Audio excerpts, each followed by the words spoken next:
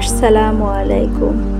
এই মুহূর্তে আমরা আছি রূপপুর পারমাণবিক বিদ্যুৎ কেন্দ্র। পারমাণবিক বিদ্যুৎ কেন্দ্র রূপপুরে অবস্থিত। বাংলাদেশের সবথেকে ব্যয়বহুল একটি প্রকল্প। এটি পাবনা শহরের ঈশ্বরদী উপজেলার অন্তর্গত পাখি ইউনিয়নের রূপপুর নামের গ্রামে অবস্থিত।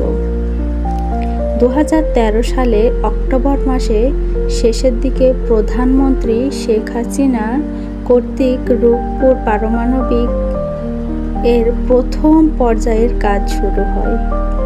এখনো পর্যন্ত কাজ চলছে।